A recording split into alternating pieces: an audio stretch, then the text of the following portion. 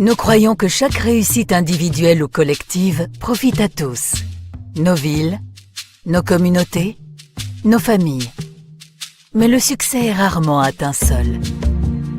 Pour naviguer dans ce monde d'incertitude, il faut une banque d'un genre particulier pour vous accompagner dans la réalisation et la consolidation de vos entreprises ou pour vos besoins personnels.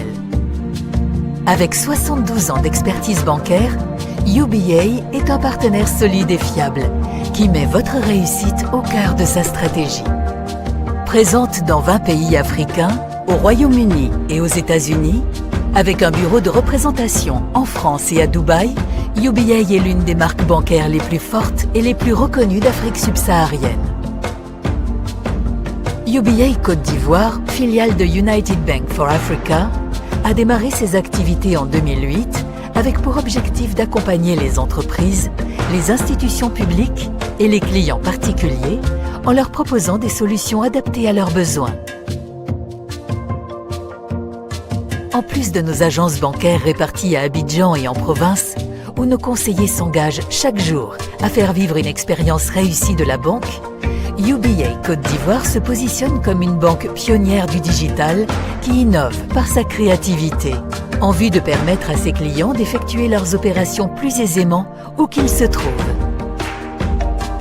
Pour nous, la mission de la banque, c'est aussi de travailler à l'amélioration socio-économique des communautés dans lesquelles nous opérons. C'est pourquoi nous participons à des projets à responsabilité sociale ayant un fort impact sur le développement des communautés et des populations en Côte d'Ivoire, avec un accent particulier sur les domaines de l'éducation, de l'environnement, de l'autonomisation financière. À UBA Côte d'Ivoire, nous nous engageons à vous offrir le meilleur.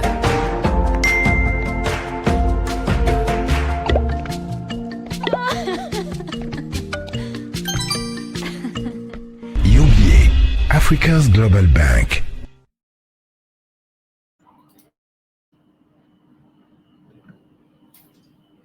Bien, bonjour à tous, bonjour chers clients de UBA Côte d'Ivoire, bonjour chers abonnés de nos pages sur les médias sociaux et soyez les bienvenus sur ce live. Nous l'attendions depuis plusieurs semaines et aujourd'hui nous sommes en live comme promis. Donc je suis comme promis avec trois entrepreneurs chevronnés. Donc, des entrepreneurs du programme d'entrepreneuriat de la Fondation Tony Eloumelou. On va leur donner le soin de se présenter. Je suis Luc Kouadé de UBA Côte d'Ivoire pour vous servir. Et je suis en compagnie de Edith Bamene, responsable de la Banque des PME chez UBA Côte d'Ivoire.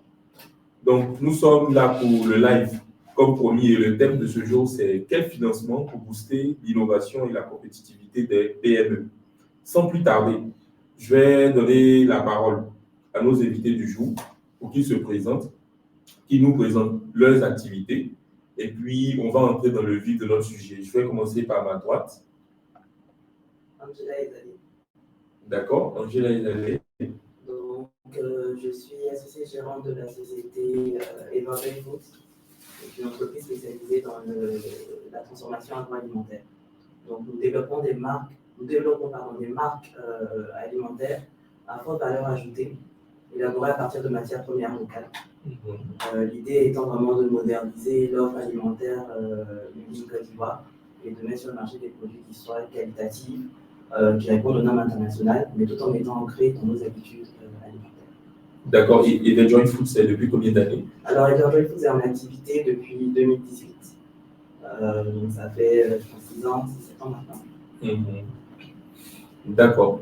Et on veut quelque chose de concret. Je crois que vous aviez des produits à nous présenter. À quoi est-ce qu'on reconnaît Evergreen Foods quand on est dans une surface commerciale en Côte d'Ivoire? D'accord. Alors aujourd'hui, nous avons mis déjà sur le marché une première gamme de produits, donc de snacks, en l'occurrence des chips premium, assaisonnés, élaborés à partir de bananes plantains ou de tubercules locaux. Donc commercialisés sous la marque Aïmis. Disponible dans toutes les enseignes de distribution, dans certaines chaînes hôtelières également au niveau de l'aéroport. D'accord, super. On y reviendra. Je vais continuer avec la prochaine dame. Donc moi, Bénédicte Marie-Jeanne, CEO de Tarafé. Donc nous, on propose des produits textiles personnalisés pour les marques et les entreprises, avec le but de valoriser le patrimoine textile local et les savoir-faire en fait. Donc nos produits sont premium, durables. L'idée c'est de pouvoir faire passer un message et valoriser en fait les entreprises, les projets qui auront leur logo par exemple imprimé sur les produits, que ce soit des tote bags, des trousses, des pochettes, des produits vraiment sur mesure et faits à la demande. D'accord, c'est concis, c'est précis. Et Tarafé, c'est depuis combien d'années? On est officiellement déclaré depuis 2021. Et c'est l'année justement où on a été lauréat en fait de la Fondation Tony Elohim. Mais l'idée avait commencé quelques temps avant, avec un groupe d'étudiants de l'Université virtuelle de Côte d'Ivoire. D'accord, c'est bien noté. On va poursuivre avec le troisième entrepreneur de notre liste. Merci, je suis Ahmed Seri, je suis country manager de Bold Education, qui est une entreprise qui aide au parcours entrepreneurial. C'est-à-dire, on aide porteurs d'idées, les TPE, les PME et les startups à mieux conduire leur projet d'entreprise. Ça se matérialise par la formation, par des ressources qui sont disponibles sur ce qu'on appelle un LMS, un Learning Management System, donc sur lequel ils ont toutes les ressources didactiques qui leur permettent de renforcer leurs capacités en matière de gestion. Tout le monde n'a pas fait école de commerce, tout le monde n'a pas la possibilité ou les compétences pour piloter un projet. Donc, à travers ces outils et cet accompagnement, on réussit à les aider à réaliser ce projet. Donc, on met aussi à disposition des mentors qui sont on va dire, sélectionnés par profil, de sorte à ce qu'il y ait des matchings entre le profil du mentor et le mentoré. Voilà, et puis ensuite, on essaie de trouver un écosystème. Avant ça, on encourage les entrepreneurs à travailler ensemble, qui cherchent le business entre eux, mais aussi un écosystème qui existe, c'est-à-dire on a à disposition des experts du cours et des entreprises stratégiques pour pouvoir permettre à l'entrepreneur de se concentrer sur son cœur de métier. D'accord. Et Bold Education, c'est depuis combien d'années? Bon, Bold Education, c'est l'émanation de deux associés de Stanford et ensuite deux autres de Côte d'Ivoire. Et en Côte d'Ivoire, c'est depuis 3 ans et aux États-Unis, c'est depuis 7 ans. D'accord. Alors, bien noté, on va poursuivre avec Edith. On va lui laisser le soin de se présenter de façon plus complète et puis on va poursuivre. D'accord. Donc, merci beaucoup. Je suis Edith Bamele, Head of Business Making chez UBA Côte d'Ivoire. Je suis heureuse de partager cette séance avec tous ces entrepreneurs. On espère qu'on va avoir de beaux échanges et surtout pouvoir édifier tous nos clients et pouvoir également répondre à vos préoccupations. C'est cela. C'est la raison pour laquelle nous sommes là. Alors, avant de poursuivre, je voudrais vous rappeler à vous qui nous suivez en ligne que vous pouvez nous adresser des questions aussi bien à nos entrepreneurs qu'à Edith, qui est responsable de la banque des PME. Donc, vous pouvez poser toutes vos questions dans les commentaires là. Nous allons les adresser pendant le live et Edith pourra répondre. Alors, donc, vous vous êtes présenté tout de suite. Vous avez tous une particularité que certains n'ont peut-être pas capté là tout de suite. C'est que vous êtes tous des alumni du programme d'entrepreneuriat de la Fondation Tony Elumelu. Donc, pour ceux qui ne savent pas, le programme d'entrepreneuriat de la Fondation Tony Elumelu, c'est un programme de soutien et de mentorat aux entrepreneurs qui opèrent en Afrique. Donc, c'est un programme qui accompagne ces entrepreneurs-là sur la base de leurs projets qu'ils présentent, en mentorat, en formation. Et pour ceux qui arrivent au cap final, donc avec un capital d'amorçage non remboursable de $5,000. C'est bien cela? C'est bien cela. D'accord. Alors, le thème qui nous rassemble ce jour, c'est quel financement pour booster l'innovation et la compétitivité des PME. En tant que banque, UBA Côte d'Ivoire est au cœur même de l'écosystème économique en Côte d'Ivoire. Nous voyons et entendons un peu comment est-ce que les entrepreneurs ici en Côte d'Ivoire se battent pour relever le défi du sous-développement. Et on a entendu de très belles idées là tout de suite, notamment avec Everjoy qui est dans la transformation agroalimentaire, avec Tarafé qui est dans la valorisation de l'artisanat local, et puis avec Bolt Education qui opère dans la formation et l'accompagnement des startups. Alors, moi, je voudrais, avant qu'on rentre dans le vif du sujet, vous poser une question à tous les trois. Qu'est-ce qui a motivé la création de vos entreprises respectives? On va commencer par Angela. Alors moi, ce qui a motivé la création des Enjeux Food, c'était surtout l'idée de valoriser les ressources agricoles locales.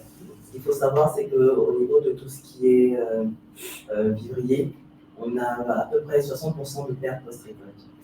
Donc l'idée était vraiment de voir comment contribuer à la réduction de cette quantité de pertes-là, mais vraiment tout en également créant de la valeur, créer de la richesse et des emplois. Donc c'est un peu ce qui m'a vraiment motivé. Sachant en plus que, bon, on a l'habitude de le dire,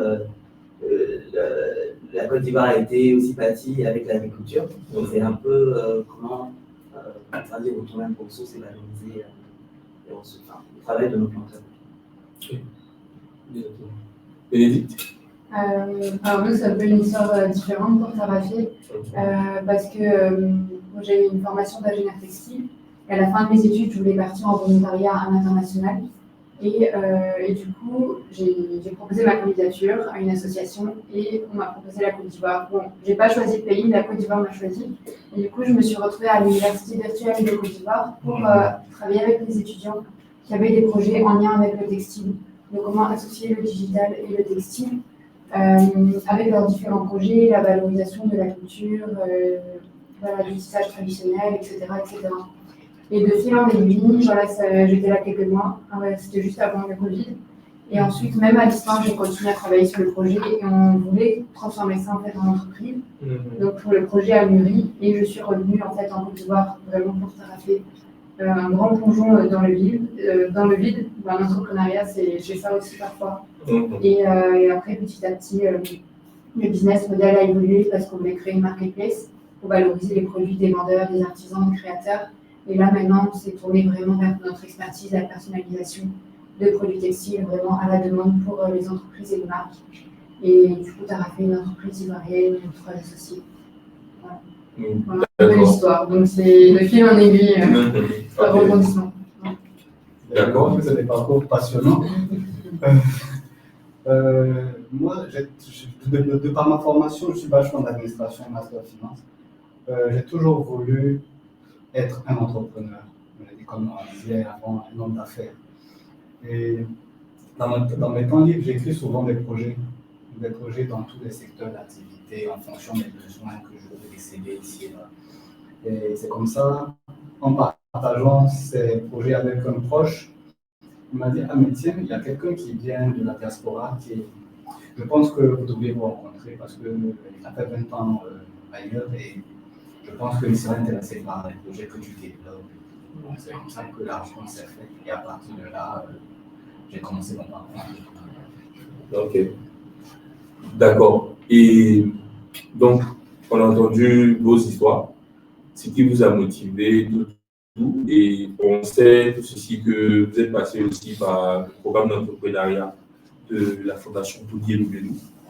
Avant d'évoluer, on aimerait comprendre à quel point ce programme-là vous a marqué et quel a été l'impact de ce programme-là dans le lancement de vos activités respectives. Amen. Déjà, je tiens à remercier le programme de Tony Elimeno Foundation parce que dans mon parcours entrepreneurial, il y a eu un moment où il fallait chercher de l'argent, il fallait trouver de l'argent. Pas seulement chercher, mais trouver de l'argent. Et c'est la première fondation qui nous a fait suffisamment confiance pour nous donner cet argent. On a eu une fois la sélection faite, nous sommes partis en business class à Lagos sur 2 semaines. Nous sommes revenus. Dès que nous sommes revenus, la semaine qui a suivi, on vous dit partez à UBA Bank et vous ouvrez à partir de vos informations, vous ouvrez un compte. Pour moi, c'était un rêve. Moi qui cherchais depuis, j'ai tapé à plein de portes, à plusieurs portes ici, plusieurs portes nationales, qui ne sont pas ouvertes, mais quelqu'un du Nigeria, par son génie, a su m'attribuer, me donner. Disons quelqu'un de l'Afrique. Quelqu'un de l'Afrique. Bon, quelqu'un de l'Afrique. Voilà. Mais je parle de son origine. C'est ça. Voilà. Donc, vraiment, je serais toujours reconnaissant à UBA par rapport à cette marque de considération à la conférence. D'accord. Et Bénédicte? Oui, nous, ça a été un vrai boost parce qu'on était vraiment au tout début, dans le premier temps et tout, et on a vraiment commencé avec 0 francs. Pour anecdote, en fait, la première affiche, la page qu'on a imprimée pour une exposition, chacun a donné 1000 francs en fait, pour qu'on puisse rassembler la somme et tout ça. Donc, en fait, on voulait créer une entreprise officiellement, mais ça demande quand même beaucoup, un montant assez important. Et en fait, grâce à ce programme qu'on a suivi sur l'année 2021, voilà, entre parenthèses, c'est un programme accessible en fait à tous. Il faut bien suivre les délais, faire les choses dans le temps correctement, mais c'est pas très compliqué en fait quand on s'applique bien et tout. Donc j'encourage vraiment tous les entrepreneurs à postuler. Et c'est sur toute l'année avec différentes étapes. Donc nous, on était 3 dans l'équipe, donc chacun a fait un peu sa part au niveau des vidéos, au niveau des exercices en ligne, des suivis, des formations et tout ça, jusqu'à la dernière étape. Et ça nous a permis notamment de financer la création de notre entreprise, notre site web aussi, parce qu'on voulait le développer nous-mêmes et tout ça, mais on a eu pas mal de difficultés. Et là, ça nous a permis d'avoir un budget pour faire appel à une entreprise et de couvrir vraiment quelques frais en fait, de démarrage. Donc c'était très très important pour nous. Donc merci beaucoup à UBA. Merci à la Fondation Tony Elomelu. Ok. Alors moi, j'ai envie de dire que mon histoire a véritablement commencé avec, après donc, ma sélection pour le boutique.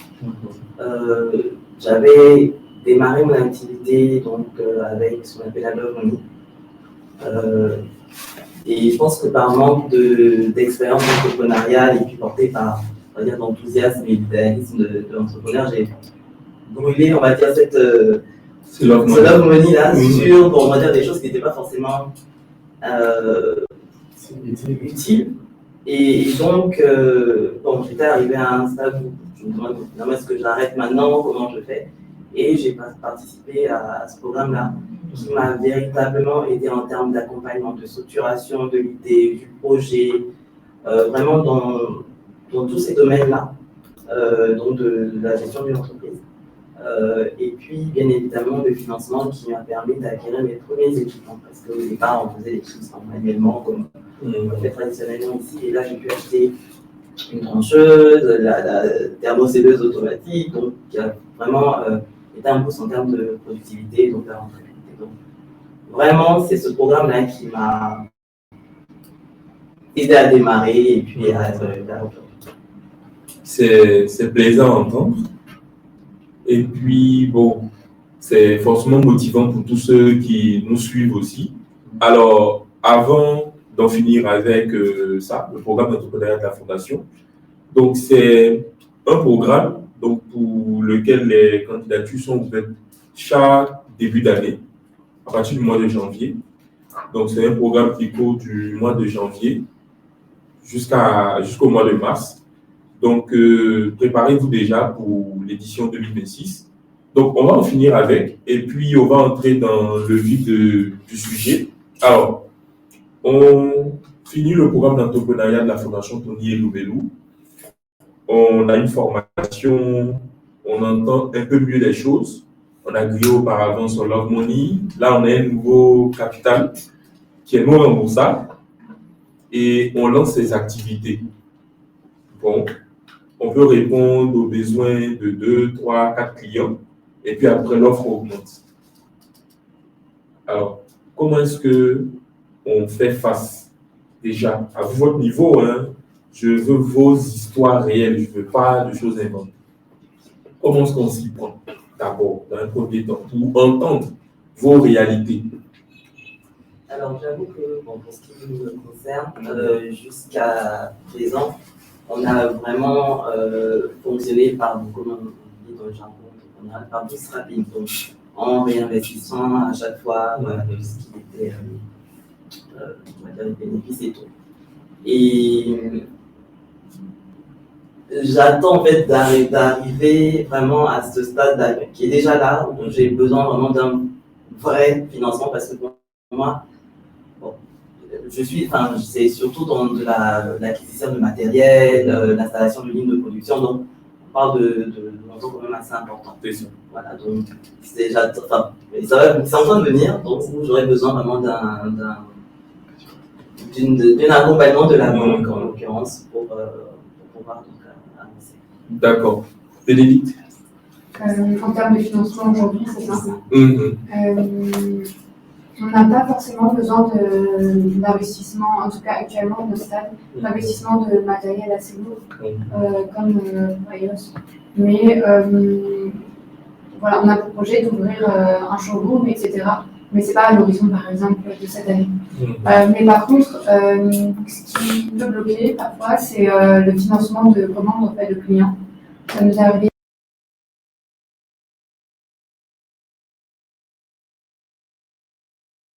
Et où en fait la compte du client était de 20-30%. Or, on avait demandé plus en fait pour pouvoir couvrir les frais d'achat, prestataires, etc. pour la profession, enfin, les frais matériels en fait. Et notre trésorerie était trop limitée en fait pour pouvoir couvrir ça. Et donc dans ce cas en fait de commandes qui nécessitent un montant d'argent en fait, immédiat et pour pouvoir démarrer. Voilà, c'est dans ce cas-là que j'aurais cette question, comment faire, quelles sont les modalités, les papiers en fait à prévoir ou bien est-ce qu'il faut anticiper ça, etc. Voilà un peu ma question actuelle. D'accord. Donc, on va poser la même question à Armel et puis après, on va tourner vers Edith. Je vois que les femmes, les dames qui sont là, elles sont disciplinées. Moi, quand j'ai reçu l'argent, j'ai carrément confondu l'argent de l'entreprise et mon argent personnel. Donc, je dis, après un an, j'avais plus de ressources. J'avais vraiment plus de ressources, il fallait reprendre à zéro. Tout ce qui me restait, c'était cette confiance que l'UBA m'avait accordée. Et c'est ça qui m'a permis de me relancer dans l'entrepreneuriat. Sinon, sur le plan financier, j'avais vraiment plus de ressources pour engager le parcours. Donc, je vous tire mon chapeau, mesdames, pour avoir pris de cet argent pour acheter du matériel et tout. C'est vrai que j'ai utilisé aussi dans le cadre de l'entreprise, mais pas des choses utiles. C'est-à-dire un local, ce genre de choses, mais c'est pas vraiment le cœur de métier de l'entreprise et tout. Et c'est pour ça aussi que aujourd'hui, de la position que j'ai, je veux vraiment accompagner les entrepreneurs à ne pas se tromper dans toutes les étapes de leur parcours. C'est vrai que nous, on avait fait un tableau Excel avec toutes les dépenses et tout, mais nos dépenses dépassaient les 5 000 $ en fait donnés. On avait dû rogner un peu sur les budgets, mais on avait tout délimité. Vous étiez plus ambitieux que ce que vous aviez. Il ne faut pas oublier que le budget-là, il avait commencé par dépenser le love money. Exactement. Ah, ok. Donc, on a déjà de l'expérience à ce niveau. C'est ça. Alors, on va se tourner vers Edith parce que c'est la banquière. Voilà, c'est la banquière sur le plateau. Et donc, heureusement, nous avons ici 3 entrepreneurs de 3 domaines différents. Et on va adresser en fait des préoccupations concrètes. Et puis, de son côté, Edith, elle va examiner et puis nous dire chez UBA comment est-ce qu'on réagit à ça. Alors, Angela, je vais te laisser le soin de rappeler en fait les difficultés auxquelles tu fais face et puis les besoins réels que tu as là en ce moment en tant qu'entrepreneur dans la transformation agroalimentaire. Et puis chez UBA, Edith va te dire comment est-ce qu'on fait face à ces réalités-là. C'est bien ça, non? C'est comme ça qu'on procède en général. Alors, je dirais qu'au niveau des difficultés que nous avons, bon, on a bien sûr, je pense que ça peut peut-être pareil pour tout le monde, tout ce qui est accès au marché, mais on a également le fait pour nous que nous travaillons surtout avec des produits qui sont hautement périssables et qui sont saisonniers. Donc, au niveau de la planification même de la production, on est obligé de vraiment d'anticiper ou de suivre justement tout ce qui est disponibilité des produits. Donc, il y a des moments où on a effectivement besoin de beaucoup de réseaux pour pouvoir acheter la matière première et puis produire donc en quantité suffisante pour pouvoir aborder les périodes donc, de pénurie. Donc, c'est à ce niveau-là où peut-être au niveau de la trésorerie, ça peut tirer un petit peu. Et puis, surtout, comme je le disais tout à l'heure, pour tout ce qui concerne l'acquisition d'équipements pour les lignes de production. Est-ce qu'au niveau de UBA, vous accompagnez pour l'acquisition de ce type d'équipements qui, pour la plupart, viennent de l'étranger? Comment ça se passe si jamais il y a un besoin à ce niveau-là? Les mécanismes ou les moyens de financement qui existent. Et puis, au niveau des périodes de remboursement également, comment ça se passe? Donc, il y a le volet donc acquisition, donc investissement, acquisition d'équipements, et puis le volet pour tout ce qui est un peu pour jouer à, enfin, le fonds de roulement. D'accord. Merci Angela. En fait, moi j'adore son projet. J'adore son projet parce que aujourd'hui c'est important, si on veut rester compétitif, de passer à une autre étape dans la transformation de nos matières premières à tous les niveaux. Et donc la banque est là pour accompagner les entrepreneurs dans ce sens-là. Et c'est aussi une partie du thème aujourd'hui parce que pour pouvoir rester longtemps, innover ce que nous faisons.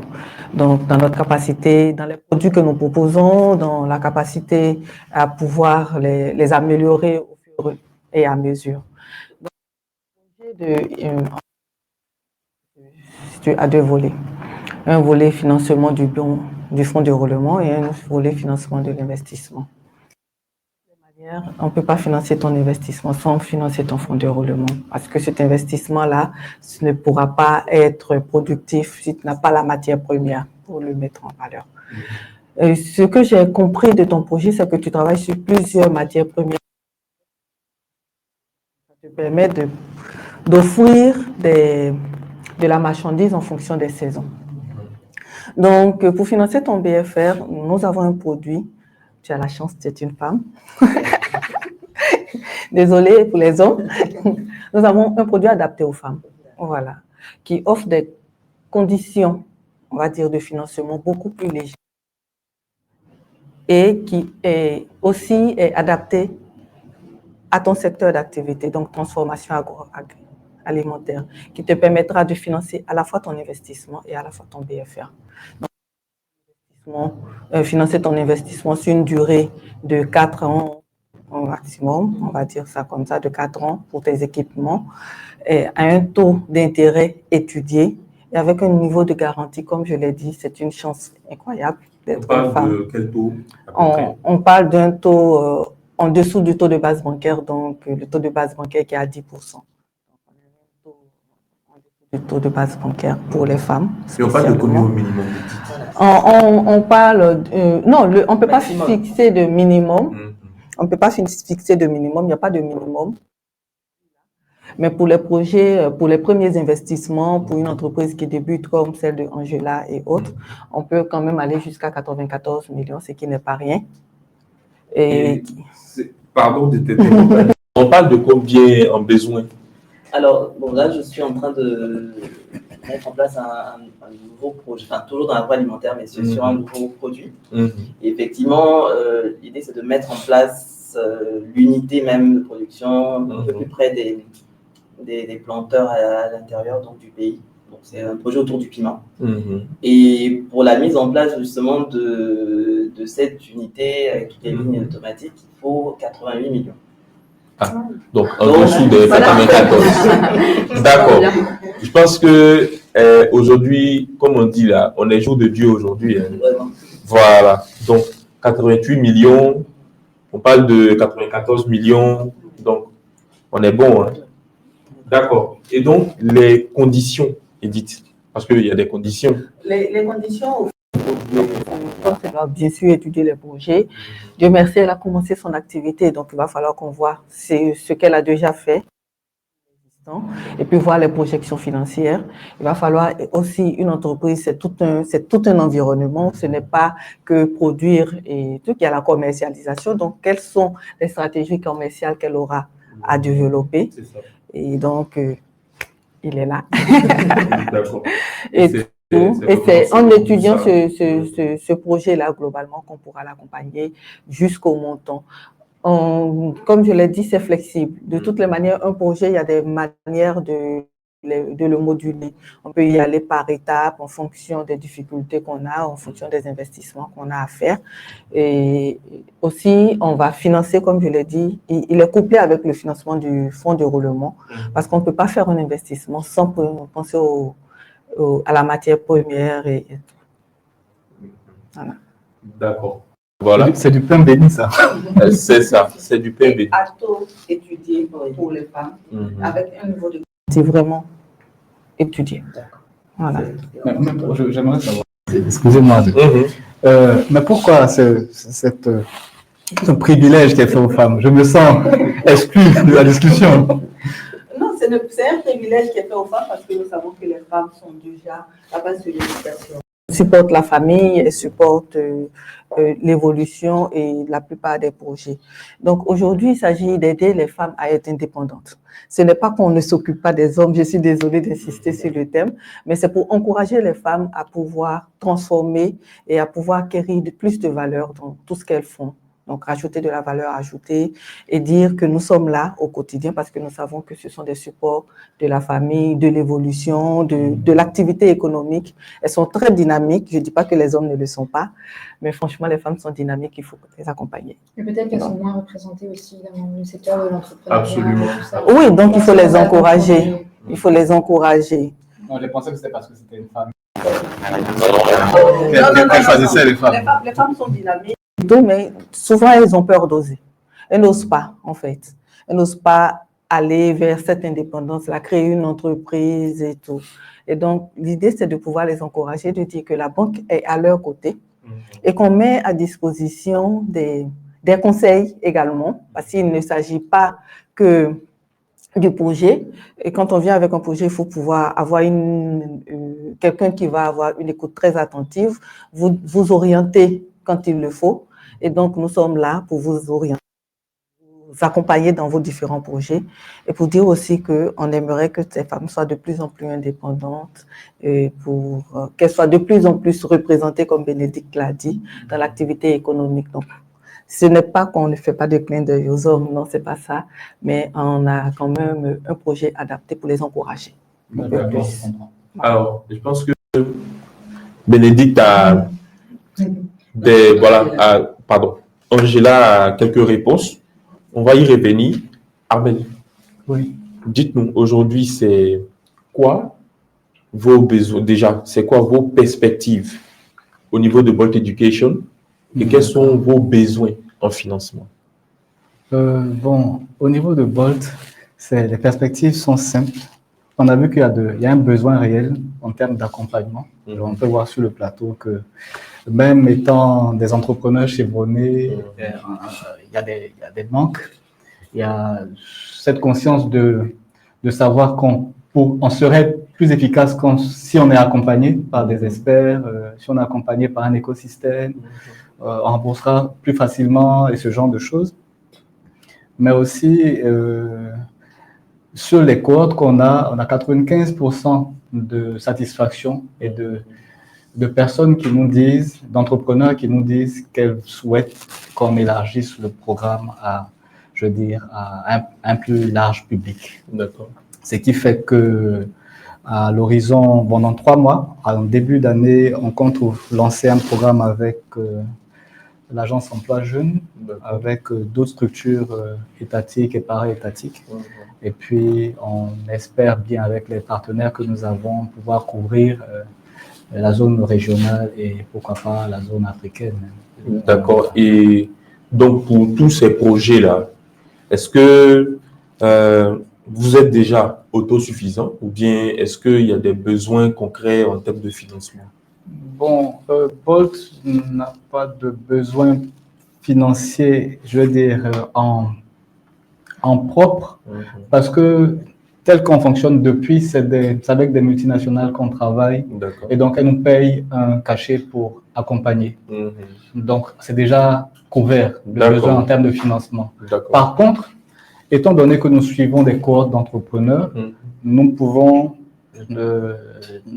savons percevoir les besoins qui existent dans l'écosystème ivoirien. Donc, effectivement, il y a des besoins et justement, on souhaite avoir ce type d'échange avec la banque et avec UBA notamment, pour pouvoir aider les entrepreneurs à avoir à leur disposition plusieurs outils de financement pour aller de l'avant. D'accord, donc l'idée pour toi, ce serait d'être le pont. Exactement. Entre la banque et les entrepreneurs qui ont aujourd'hui des difficultés d'accès au financement. Exactement.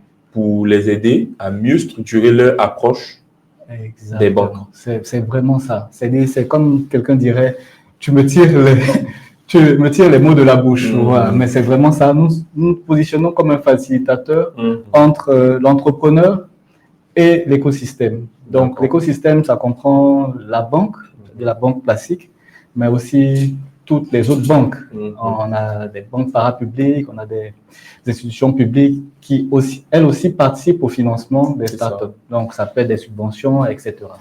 D'accord. C'est bien noté. Bénédicte? Oui, donc pour reformuler en fait ce que je disais tout à l'heure par rapport au financement de commandes. Donc voilà, Tarafé en fait on fonctionne comme ça. Quand on reçoit une commande d'un client, avec la compte en fait, la compte représente ce qu'on peut financer au niveau matériel, prestataire, main d'œuvre, etc., etc. Et on n'a pas de stock en fait de produits. On fait des produits personnalisés vraiment adaptés à la demande du client. Avec des tissus assortis à son logo, à l'événement, avec des touches de paille recyclées notamment. On adapte vraiment à ses besoins. Mais du coup, ça demande ponctuellement en fait, d'injecter de l'argent et c'est commande par commande. Donc, il n'y a pas forcément besoin de fonds de roulement ou de côté saisonnalité, etc., comme certains domaines. Et du coup, comment est-ce qu'on fait quand la commande est vraiment importante de plusieurs millions, par exemple, mais que souvent les gros clients en fait ont des financements qui nous compliquent un peu plus les choses et du coup qui vont pas forcément pouvoir décaisser tout de suite, notamment après la livraison, jusqu'à 60 jours par exemple, ou bien qui pourront nous donner un acompte qui va être peut-être de 20-30% et qui ne nous permet pas en fait de pouvoir couvrir tout ça. Si notre trésorerie est trop limitée en fait pour pouvoir absorber un peu la différence, comment est-ce qu'on peut faire? Est-ce qu'on peut avoir un prêt même temporaire en fait sur quelques mois de UBA, à quelles conditions et comment anticiper ça? D'accord, merci. En fait, là, le besoin, c'est clair. Besoin d'avance sur bon de commande. Voilà. La difficulté avec l'avance sur bon de commande, c'est que ça dépend du donneur d'ordre. Donc, je suppose que dans votre cas, ce sont de grandes entreprises qui vous commandent assez oui, dans votre cas. Donc, dans ces conditions-là, et comme vous avez une activité qui est boostée en fin d'année, par exemple, avec les cadeaux et autres, et les événements au cours de l'année, donc, si vous avez, vous pouvez demander une ligne d'avance sur bon de commande sur vos clients habituels, par exemple, qui vous permettra, qu'on pourra mettre en place et qui vous permettra de mobiliser facilement. Une fois que vous avez le bon de commande, vous venez à la banque avec, on pourra financer jusqu'à 70%, vous donner pratiquement 70%, donc la différence qu'il vous faut pour pouvoir exécuter le bon de commande. Je n'ai pas dit 70% du montant du bon de commande, mais peut-être 70% du besoin, parce que vous avez déjà reçu 30% d'acompte quand même, 70% autour de là. Et puis, pour pouvoir éviter vraiment d'être à court et d'être toujours à la dernière minute coincé, il vous faudra peut-être, en plus de la ligne d'avance sur bon de commande, négocier une petite ligne de découvert qui vous permettra de faire des achats rapides pour pouvoir régler vos commandes qui, par exemple, vous tombent là-dessus en urgence et pour laquelle on ne peut pas faire un dossier ponctuel à chaque fois.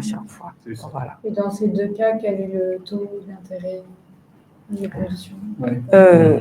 Dans ces deux cas, je vais revenir encore sur la chance incroyable qu'elle a de travailler dans ce domaine du textile et d'être une merveilleuse femme. Vous aurez un taux... Voilà, vous aurez un taux vraiment étudié, toujours dans la limite du taux de base bancaire ou en dessous, voilà, en fonction, et avec des niveaux de garantie vraiment très, très, très étudiés par rapport au secteur d'activité dans lequel vous êtes, et aussi parce qu'aujourd'hui, UBA, comme il a dit tantôt, c'est une banque panafricaine qui veut investir vraiment à développer l'économie locale dans tous les pays d'Afrique. Donc, tout ce qui touche vraiment ce cadre-là, l'économie locale, la transformation de produits locaux et autres, on en fait quand même un point d'honneur, pouvoir accompagner les entreprises et pouvoir innover pour qu'on ne soit pas toujours à la traîne. On voudrait une Afrique gagnante et donc on vous accompagne avec des taux vraiment étudiés dans ce sens. C'est ça. Donc, vous avez ces deux facilités qui vous aideront. La ligne d'avance sur bon de commande et une petite ligne de découvert qui vous permettra vraiment de gérer vos cas d'urgence. Okay. Donc ça, c'est mieux de, par exemple, d'échanger avec notre conseiller. Voilà. Que vous connaissez vos périodes. Vraiment, c'est vrai que c'est tout au long de l'année, mais vous connaissez vos plus grandes périodes.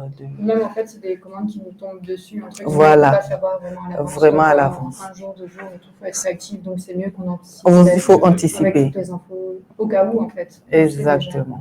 Il faut anticiper. En fait, le creux, enfin, ce qui est important là, c'est l'anticipation. Les difficultés avec les PME, c'est qu'elles n'anticipent quelquefois pas suffisamment tous les changements de leur activité. Donc, il faut que vous ayez vous-même votre plan de trésorerie, mais il faut que vous ayez une étude réelle de votre secteur d'activité, des différents événements et des périodes qui arrivent dans votre secteur d'activité et anticiper sur ces événements-là pour ne pas être, quand vous avez un bon de commande, dans une situation déplorable, vous n'avez pas les ressources pour l'exécuter. Parce que ça vous fera perdre des clients et ce n'est pas intéressant. D'accord. Et moi, parce que est-ce que vous avez déjà exploré d'autres pistes de financement avant? Pas forcément, ce que je ne demande pas, est-ce que vous êtes allé vers d'autres institutions, mais d'autres pistes de financement? Parce que il y a, par exemple. Angela a déjà expérimenté le love money. Ah ouais, c'est vrai. Elle a parlé de love money. Bien évidemment, j'ai envie de dire tout ce qui est subvention, en participant à des concours entrepreneurs et tout ça. Oui, pareil, des programmes d'accompagnement. On avait fait partie de Yellow Startup de MTN aussi, avec un concours de pitch.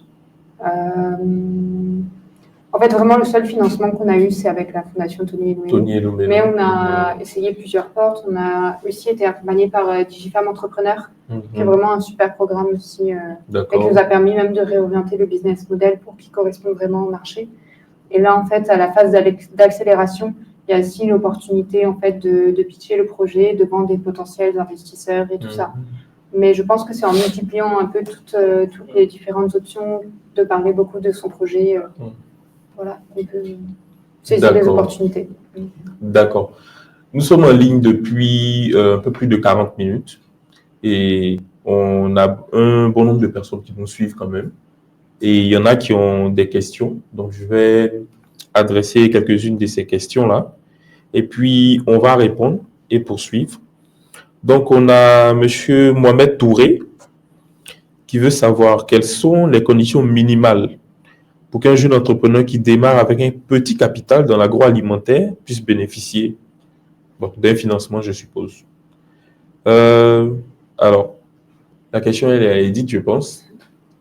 Alors, il demande les conditions. Bon, c'est une question assez vaste, mais qu'est-ce qu'on peut lui dire là tout de suite?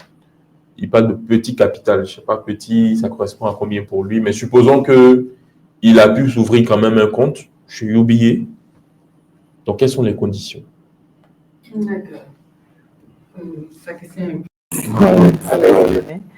est Déjà, pour pouvoir bénéficier d'un financement, il faut structurer un projet, donc avoir un business plan. Il faut se rendre dans une banque, donc avoir un compte bancaire. Et il faut avoir un minimum de culture financière, donc ouvrir un compte, ramener toutes les ressources de l'activité dans la banque pour pouvoir avoir une traçabilité. Okay. Il est important aujourd'hui pour tous les entrepreneurs de savoir que faire ses versements à la banque et pouvoir retirer pour faire les activités, ça permet d'avoir soi-même un minimum de structuration. Voilà. Et ensuite, de pouvoir créer cette traçabilité, cette confiance-là, parce que bénéficier d'un financement, c'est aussi de la confiance. Comme on le dit, c'est un crédit. Le crédit, c'est de la confiance. Donc, la confiance se bat. On bâtit une confiance, on la construit au quotidien. Donc, dans un premier temps, ce que je lui dirais, même si le capital est petit, il faut qu'il commence par ouvrir son compte à la banque et qu'il commence par faire ses versements, donc retracer ses activités et qu'il structure son projet, l'agrandissement de son projet. Et muni de tous ces éléments-là, il se rendra à la banque, on regardera, on étudiera son projet et on lui donnera le conseil qu'il faut pour, ou bien l'orientation qu'il doit donner. Parce que ceux qui va trouver à la banque sont des conseillers clientèle. Et donc, leur rôle, au-delà de donner du crédit, c'est d'offrir cet accompagnement-là, des conseils, pour pouvoir permettre à l'entreprise de mieux s'organiser et de bénéficier du crédit. Parce que la banque veut accompagner l'activité économique, donc elle veut faire du crédit.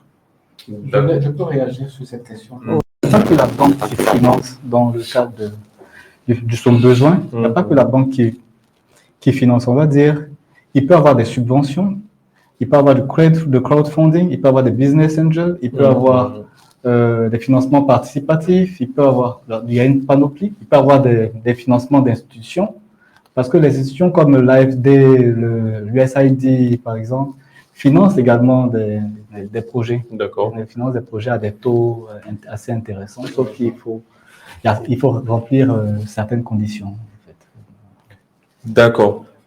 Toujours les questions qu'on reçoit là. Donc, je vais poser une autre question et cette fois, je crois que la question concerne le programme d'entrepreneuriat de la Fondation Tony Elumelu. Okay. En tant que nouveau jeune entrepreneur dans un secteur clé comme l'agroalimentaire,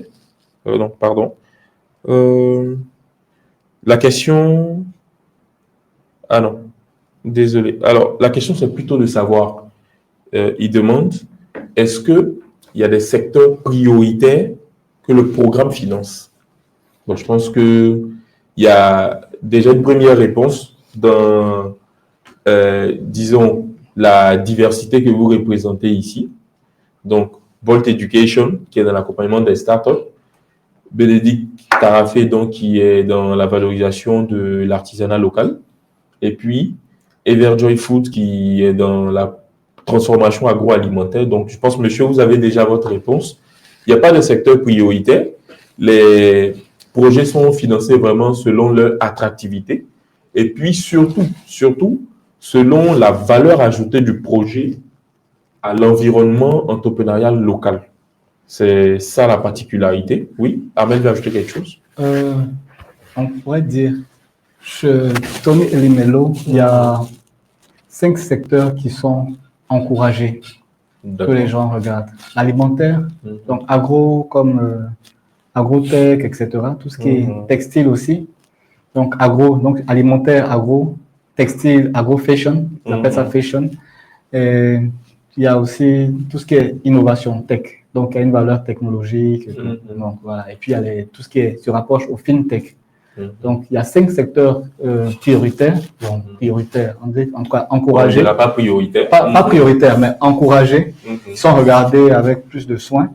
Mais sinon, globalement, c'est un incubateur qui est général. Hein. Tous les secteurs sont pris en compte, on a du tout. Des projets très, très intéressants en tout cas.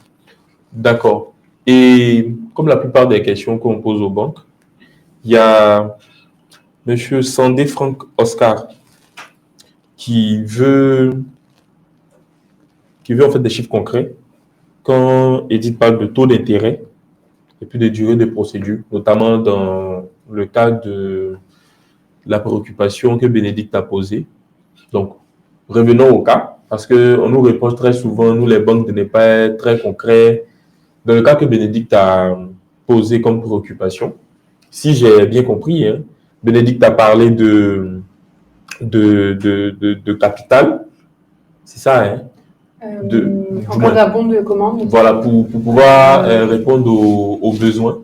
Oui, C'est-à-dire exécuter la commande du client. Exactement. Et on manque en fait d'un certain montant. Et ça, en fait, l'immédiat, en fait, dans exactement. Donc, dans la capacité de l'entrepreneur à disposer immédiatement de ces fonds-là. Et donc, il dit, c'est quoi? S'il y a une tranche de taux d'intérêt, ou s'il y a un taux d'intérêt fixe, c'est combien et dans quelle plage de temps on peut faire la mise en place de ce prêt-là pour que monsieur soit satisfait? D'accord. Je vais donner l'intervalle. D'abord, il faut savoir que le taux d'intérêt, il dépend de plusieurs facteurs aussi. Il dépend du niveau d'activité, il dépend des ratios prudentiels que l'entreprise va présenter au niveau de l'analyse de ses états financiers. Et c'est pour ça que nous encourageons chaque entreprise à pouvoir aller vers les différentes SGI, CGI, pour pouvoir avoir des bilans comptables corrects avec des visas d'experts comptables et tout. Et ça dépendra aussi de l'objet du financement, voilà, qui est sollicité. Donc, dans le cas du produit dont Bénédicte a besoin, donc de l'avance sur bon de commande, par exemple, nous serons sur un taux d'intérêt qui va osciller entre 9 et 11%, en fonction de plusieurs facteurs. C'est plus concret, monsieur, entre 9 et 11%. Au-delà, du coup, par exemple, pour IOS, pour les financements de ce type de projet, qui est plus à long terme et tout ça, quels sont les taux? Entre combien et combien aussi les taux? Ça dépendra aussi de... Parce que là, ici, j'ai parlé d'un financement qui s'adresse, on va dire, aux startups, aux entreprises, dans certains domaines d'activité bien précis. Mais les taux, comme je l'ai dit, ça varie en fonction de la taille de l'entreprise, des ratios qui sont présentés et autres. Donc, si c'est un financement d'investissement pour des PME dans le domaine dans lequel nous sommes aujourd'hui, on sera toujours dans cette différence-là, dans les mêmes taux d'intérêt. Voilà. Et un peu, on aura tendance à aller sur le taux le plus bas parce que la durée est beaucoup plus longue. Et donc, pour pouvoir réduire le montant, enfin, le niveau des intérêts à payer et pour pouvoir permettre à l'entreprise, bien sûr, de pouvoir rembourser sans accroc. Voilà. Maintenant, la durée de traitement d'un dossier de crédit, c'est pour ça que je parle d'anticipation, je parle aussi de documentation, je parle d'organisation. Donc, dans la mesure où tout ça est réuni. Dans la mesure où tout ça est réuni, ça dépendra à la fois donc, du partenaire, donc de notre client donc, qui vient, et de la célérité du gestionnaire. Donc, ce que nous nous engageons à faire, c'est de traiter les dossiers de nos clients avec la plus grande célérité. Et pour ne pas parler de niveau d'urgence, parce que l'objectif, ce n'est pas d'avoir des dossiers dans les urgences et tout. Le délai de traitement moyen d'un dossier jusqu'au décaissement, il est à peu près d'1 mois. Il faut pouvoir tenir compte de ce délai-là quand on fait une demande de financement. Et c'est pour ça que quand on parlait, Bénédicte, j'ai parlé d'anticipation. Voilà. Il faut, voilà. C'est pas l'affaire de quelques jours. C'est pas l'affaire de quelques jours. Donc, il faut pouvoir anticiper. Donc, pour pouvoir anticiper, donc, on analyse son BFR, on a un tableau de flux de trésorerie. On a aussi une analyse de son activité. Donc, la saisonnalité, les périodes pendant lesquelles on a peut-être des activités beaucoup plus denses que d'autres et tout. Et on fait des projections. On fait des projections. Donc, l'objectif, c'est de pouvoir se projeter au quotidien aussi et dans ce qu'on ambitionne, on a comme ambition pour son entreprise. Donc, en fonction de tout ça, on sera à la banque avec son business plan, avec son carnet de commandes et on se dit, bon, voilà, l'année dernière, j'ai fait telle activité. Cette année, je pense, en plus de ces clients-là, je vise X, Y et Z. Et donc, quand je vois leur taille, je pense que celui-là, il pourra peut-être me faire une commande de 10 millions, l'autre pourra me faire une commande de 15, ainsi de suite. Et à partir de là, si je sais, par exemple, qu'en fin d'année, la demande est beaucoup plus forte parce qu'il y a les crédits, il y a les cadeaux d'entreprise et autres qui sont faits. Moi, Bénédicte de Tarafé, je dis, bon, là, je pense que j'aurai tel niveau d'activité, donc je vais à la banque un peu plus tôt pour dire, j'ai besoin d'une ligne d'avance sur le bon de commande ou bien j'ai déjà le bon de commande, j'ai besoin d'une ligne de découvert. Je n'ai pas encore le bon de commande, mais voilà, en fonction de mes projections, en fonction de ce que j'ai eu comme carnet de commande l'année dernière, ainsi de suite. Et on vous accompagne là-dedans. Donc, il faut pouvoir anticiper parce que les délais de traitement sont quand même un peu longs. Oui, et je comprends mieux comme ça. Voilà. Ouais, okay. Et puis, voilà, c'est pour ça que je vous parle aussi d'une ligne de découvert qui elle, par exemple, une fois que vous l'avez, vous pouvez l'utiliser immédiatement parce qu'elle existe. Vous pouvez mettre votre compte à découvert et faire vos premiers achats rapidement pour pouvoir satisfaire une commande rapidement. Donc, ce sont de petites lignes de sécurité que vous pouvez mettre là en additif à la ligne vraiment d'exploitation qui est importante pour votre activité. D'accord, merci. Avant-dernière question, est-ce que vous avez des questions que j'ai eu des réponses à vos questions? Angela? Oui, en tout cas, pour ce qui me concerne, j'ai eu des réponses à ma question par rapport à mon projet. Exactement. D'accord. Bénédicte a dit merci tout de suite. Oui, je viens d'avoir encore plus de détails, donc c'est parfait. D'accord, Ahmed? Bon, moi, je pense qu'on doit se rapprocher, on doit se revoir. C'est ça. Pour essayer d'asseoir quelque chose. La porte est ouverte, aussi bien à vous qu'à vous qui nous suivez. Donc, UBA Côte d'Ivoire, vous pouvez retrouver nos agences en Abidjan, à Daloa, à San Pedro et puis à Boaké. Vous pouvez aussi nous joindre au téléphone au 27 20 20 39 80. Et notre centre de relations clients est joignable aussi par email à l'adresse cfccotedivoire@ubagroup.com. Alors, on va faire un dernier tour de table pour recueillir votre mot de fin. Et puis, on va boucler cette session. Nous sommes en ligne depuis 55 minutes. C'est allé vite. On n'a pas vu le temps passer. Angela, ton mot de fin. Alors, je trouve que c'était une session très, très intéressante. J'ai appris beaucoup de choses. C'est vrai que je ne côtoie pas peut-être suffisamment mon bon banquier pour avoir toutes ces informations-là, mais c'est très intéressant. Ça me donne justement envie de me rapprocher de la banque et de le voir vraiment comme un partenaire, de la voir plutôt comme un partenaire dans le développement de mon entreprise. Exactement. Donc, voilà. C'est l'objectif. Pour Angela. Bénédicte? Oui, moi aussi, j'ai pris en compte du coup ces détails. Je pense que je vais, dans les prochains mois, du coup, voir comment anticiper les choses pour plus tard. Les prochains jours, les prochains mois? Oui, non, les prochains jours, mais le temps de rassembler les différents documents, de prendre les rendez-vous et tout pour, en cas de besoin, en fait, pouvoir réagir rapidement. Et j'espère aussi que UBA nous passera une commande, du coup. Et comme... UBA, en parenthèse, UBA a un processus assez transparent dans l'attribution des marchés, donc vous êtes tous les bienvenus. Amen. Donc, le constat est fait. Des entrepreneurs chevronnés qui ont encore besoin d'avoir une relation avec l'écosystème bancaire, on va dire. Donc, je pense que on gagnerait à se rapprocher, c'est-à-dire nous en tant qu'incubateur, en tant qu'accélérateur, en tant que facilitateur, on gagnerait à avoir des sessions ensemble, pouvoir donner l'information, la bonne information aux entrepreneurs et de sorte à ce qu'ils puissent prendre la bonne décision. Quel outil financier serait le plus adapté pour leur financement, leurs besoins en financement, parce qu'il n'y a pas que la ligne de crédit, il n'y a pas que l'investissement, mais il y a aussi d'autres outils de banque qui sont disponibles et qui peuvent aider efficacement au succès de l'entreprise. Exactement. Et je voudrais ajouter, il n'y a pas que l'argent à la banque, il y a aussi du conseil qui est précieux. Edith, ton mot de fin. D'accord, moi je remercie tous mes interlocuteurs pour la session. Mon mot de fin, ce sera en 2 volets. Le programme TEF, c'est un programme très important. Pour moi, aujourd'hui, il faut que les entrepreneurs puissent réellement s'inscrire dans ce programme-là et anticiper les choses.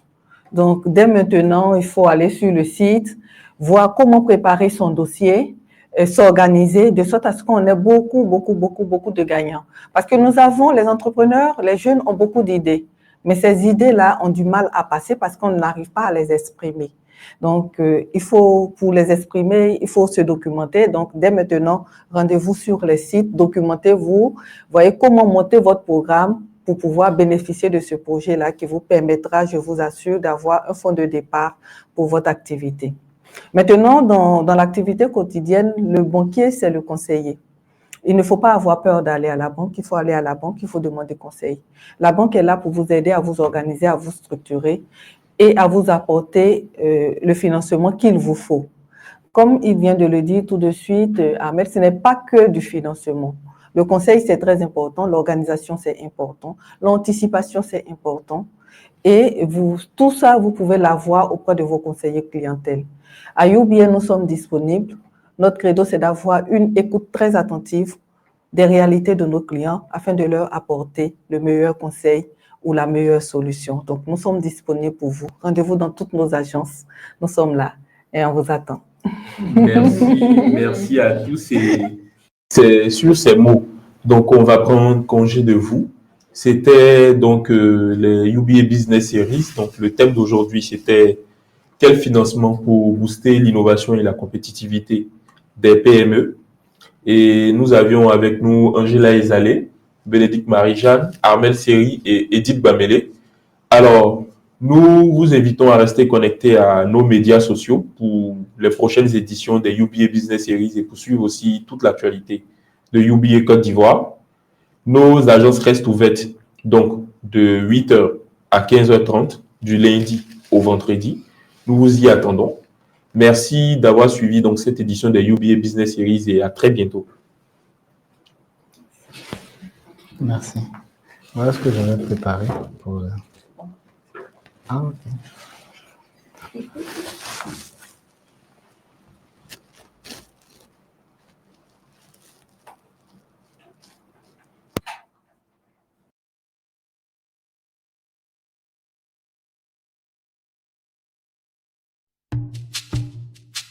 Nous croyons que chaque réussite individuelle ou collective profite à tous. Nos villes, nos communautés, nos familles. Mais le succès est rarement atteint seul. Pour naviguer dans ce monde d'incertitude, il faut une banque d'un genre particulier pour vous accompagner dans la réalisation et la consolidation de vos entreprises ou pour vos besoins personnels. Avec 72 ans d'expertise bancaire, UBA est un partenaire solide et fiable qui met votre réussite au cœur de sa stratégie. Présente dans 20 pays africains, au Royaume-Uni et aux États-Unis, avec un bureau de représentation en France et à Dubaï, UBA est l'une des marques bancaires les plus fortes et les plus reconnues d'Afrique subsaharienne. UBA Côte d'Ivoire, filiale de United Bank for Africa, a démarré ses activités en 2008 avec pour objectif d'accompagner les entreprises, les institutions publiques et les clients particuliers en leur proposant des solutions adaptées à leurs besoins. En plus de nos agences bancaires réparties à Abidjan et en province, où nos conseillers s'engagent chaque jour à faire vivre une expérience réussie de la banque, UBA Côte d'Ivoire se positionne comme une banque pionnière du digital qui innove par sa créativité, en vue de permettre à ses clients d'effectuer leurs opérations plus aisément où qu'ils se trouvent. Pour nous, la mission de la banque, c'est aussi de travailler à l'amélioration socio-économique des communautés dans lesquelles nous opérons. C'est pourquoi nous participons à des projets à responsabilité sociale ayant un fort impact sur le développement des communautés et des populations en Côte d'Ivoire, avec un accent particulier sur les domaines de l'éducation, de l'environnement, de l'autonomisation financière. À UBA Côte d'Ivoire, nous nous engageons à vous offrir le meilleur.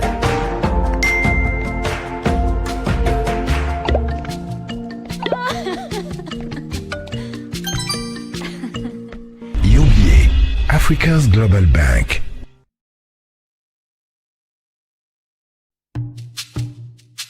Nous croyons que chaque réussite individuelle ou collective profite à tous. Nos villes, nos communautés, nos familles. Mais le succès est rarement atteint seul. Pour naviguer dans ce monde d'incertitude, il faut une banque d'un genre particulier pour vous accompagner dans la réalisation et la consolidation de vos entreprises ou pour vos besoins personnels. Avec 72 ans d'expertise bancaire, UBA est un partenaire solide et fiable qui met votre réussite au cœur de sa stratégie.